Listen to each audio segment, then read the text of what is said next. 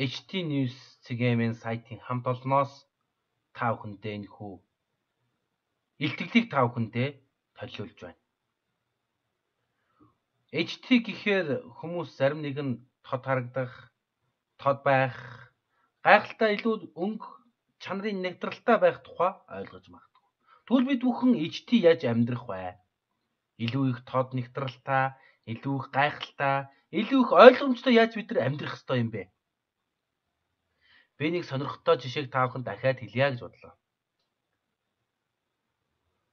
Европын орнуудад, Азийн зарим хөгжилтэй орнуудад ажилладаг нэгэн зүйл дээр бид бүхэн ойлголтоо нэгтгэх цаг нэгэнт болсон байна.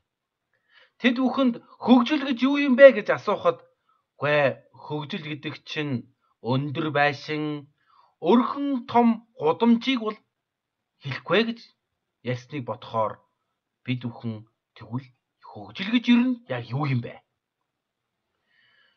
Тэгвэл хөгжил гэдгийг бид бүхэн энгийнээр тайлбарлаж ойлгох юм бол та хүнтэй хэрхэн зөв боловсон харьцаж байна вэ гэдэг бол хөгжлийн хамгийн чухал тулгуур ойлголт юм байна.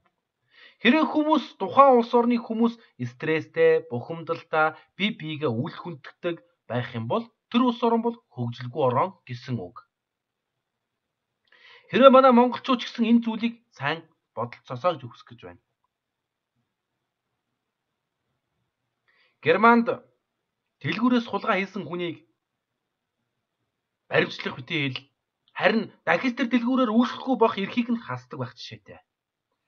Японд хэрвээ дэлгүүрт орж байгаа та дэлгүүрийн эд зүйлсийг хэрвээ унгаачих юм бол магадгүй худалдагч нь гүйж ирээд танаас уучлалт гуйгаад энэ миний буруу, та энэ унгаасан явдал миний буруу, би танаас уучлалт гуйж ингэж танаас хичээнгүлэн гуйх байх. Харин Монголд яах болов? Хэрэв та Монголд орж угаад лангуун дээр байгаа чихрүүдийг магадгүй лаазтай зүтүүдийг унгаагаад эвдээд хайчих юм бол магадгүй цагдаа дуудаа та маргааш ихэд ял сонсох байх.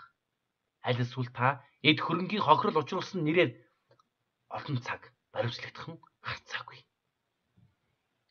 Магадгүй та Монголд ороод нэг дэлгүүрээс талах авах гэж орохдоо тэр хүнд орлого оруулсныхаа төлөө та тэр хүнд азгүйгээрээ дуудуулж доримжлуулахыг ч үгүйсэхгүй. Энэ тэгээд хөгжил гэж юу? Бид тэгвэл яавал хөгжих юм бэ? Би дахиад хэлье.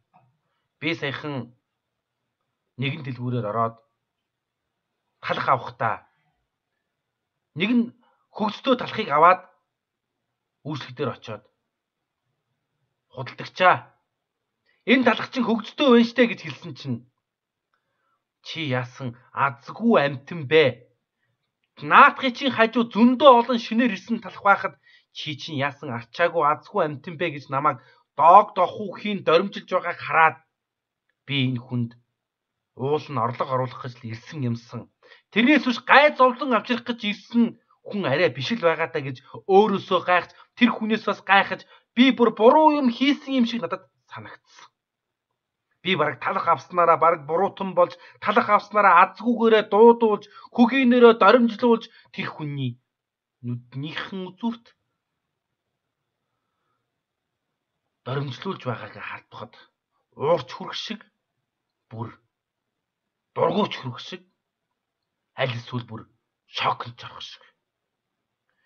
Яагаад вэ гэхээр бид өнөөдөр ийм л нийгмийг бүтээж гэж. Хүн болгон л бие биетэй боломжтой гарвал авуул ав, авахгүй бол боль. Манай дэлгүүрээр үйлчлүүлвэл үйлчлэн л биз. Яд хаашаа ин чи? Алуу надхаа хурдан үг, юу авсан чи гэж орилох юм.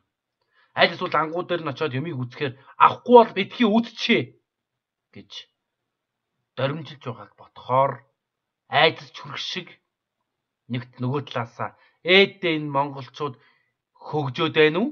Хөгзрөөд байна уу гэдгийг хүртэл бодох хэрэгтэй болж байна. Эрхэм сонсогч та энийг сонсоод хэрвээ та Монгол улсаа хөгжүүлэе гэж бодож байгаа бол магадгүй өндөр барилга барьчаад Монгол улс хөгжчлөө гэж бодож байгаа бол харамсалтай нь үгүй гэдгийг дахин ойлгосоо гэж хүсэж байна. Харин та энэ Монгол хүмүүсийг хайрлж Эд чинь миний гэр бүл. Хэл нь хүртэл нэг, сэтгэл нь хүртэл нэг, асуудал нь хүртэл нэг, утаан хүртэл нэг гэж бодож энэ эх орны бахархал нь хүртэл бидэнтэй цуг. Энэ эх орны доримжлал, ядуурл, зүдүүрэл нь хүртэл надтай цуг гэж бодож чадвал та Монгол хүнийг хайрлах, Монгол хүнийг хүндэтгэх шадвал Монгол улс хөгжнө гэдгийг би даашрам хэлхийг хүсэж байна. Энийг сонсож байгаа эрхэм та гэсэн миний хувьд бол миний гэр бүл, миний Монгол улсыг нэгэн тасархаа юм аа. Таны толгой дээр Монголын туг намардаг, миний толгоон дээр ч гэсэн Монголын туг намирдаг. Миний сэтгэлд Монголын бодол байдаг. Таны сэтгэлд гэсэн Монголын бодол байгаа. Тийм болохоор бүгдөө монголчууд маань цөөхүүлээд гэж ярьдаг. Тэгвэл бүгдөө бие биегээ хайрлж хүндэтгцгээе. Бие биедээ урам өгцгөөе. Танихгүй хүнд ч гэсэн урам өгцгөөе. Гудамжинд явж байгаа хин нэгэнд өглөөний минь гэж зарим нэгэнд хүрэхээр гайхдаг. Тэгвэл битгий гайхаасаа гэж хүсэж байна. Та монгол хүн бие биедээ урам өгцгөөе. Бие биедээ амжилтанд хүртэн туслая. Яагаад бид нар бие биеийг нь урам өгж болдгоо юм бэ? Яагаад ерөнхийлөгч хүртэл инээмсэглэж ажиллаа хийж болдгоо юм бэ? Яагаад ерөнхий сайд хүртэл асуудалтай зүйлийг хамтдаа шийдэж Монголынхон төлөө зохилж Монгол улсаа аварж болдгоо юм болов? Хүн болгон Монголоо аврах төлөвлөгөөтэй баймаар байна. Хин нэгэн бурхан, хин нэгэн гайхамшигтай хүн ирж биднийг хизээж аврахгүй. Монгол улсыг хин нэгэн хүн ирж бол хөгжүүлэхгүй. Харин энийг сонсож байгаа та л хөгжүүлнэ. Гайхаж магадгүй. Би яг л хөгжүүлж харагдана гэж бодож магадгүй. Харагданаа. Та хөгжүүлж харагдана. Таны толгой дээр, таны сэтгэлд, таны шийдвэрт, таны мөрөөдөлд, таны энэ хорвоод амьдрах цаг хугацаанд Монголын түүх байна. Та нарваад Монголынхоо түүхэнд үлдэж амьдрах ёстой. Энийг би гэгэлж хэлсэнгүй. Энийг би хитрхи гайхуулж ирсэнгүй. Энийг би илүү их сэтгэлдээ тунгааж, сэтгэлдээ тусаач танд би хэлж байна. Монголчуудаа бие биедээ сайхан харилцахыг хүсэж байна. Монголчуудаа бие биегээ хүндэтгэхийг хүсэж байна. Монголчуудаа бие биедээ боломжтой гарвал урам өгөхийг хүсэж байна. Монголчуудаа бие биеийн засаад явахыг хүсэж байна. Монголчуудаа хөгжил гэдэг бол харилцаа юм байна гэдгийг ойлгосоо гэж хүсэж байна. Хөгжил гэдэг бол нүүрэндээ өвчлөөс тавьсан эсвэл хизээгүй дайнд орох гэж байгаа хүмүүс шиг уур бухимдлаар дүүрэн энэ ард түмэнд ирэхгүй шүү. Монголчуудаа хөгжил гэдэг бол бие биегээ хүндэлсэн, бие биегээ тэрсэн, бие биегээ төвчээртэй болоход нь тусалсан, бие биегээ хүндгэж харилсан тэр харилцаанаас Монгол улс хөгжинө гэж хэлэх гэсэн. Гудамжинд гарахад бие биегээ инээмсэглэж хүлээж авсан ард түмэн бидэнд хэрэгтэй байна. Ажил дээр очиход бие биегээ хүндэлж, бие биегээ итгэж явдаг тэр хамт олон хэрэгтэй байна. Гэртээ очиход аавыг нь аав шиг хүнддэг, ээжийг нь ээж шиг хүнддэг, хүүхд шиг хүнддэг тэр гүйл бидэнд хэрэгтэй байна. Монгол улсын төлөө сэтгэлэн, зүрхэн шийдвэрэн гаргаж чаддаг, өөрийнхөө амьдралыг золиослж чаддаг тийм улс төрчид бидэнд хэрэгтэй байна. Монгол улс үүгээр л дутаж байна. Нэгэн гайхалтай эрдэмтэн хэлсэн байдаг. Монголчууд хизээ хөгжих вэ гэсэн чинь монголчууд бол удахгүй хөгжнө.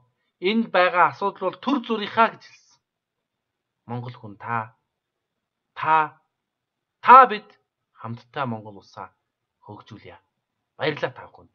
HT News-ийн хамт олноос Монгол улс дэлхийд HT мэд тодорхойлтгоо гэдэг ерөөлийг та бүхэнд тавьж байна. Баярлалаа та бүхэнд.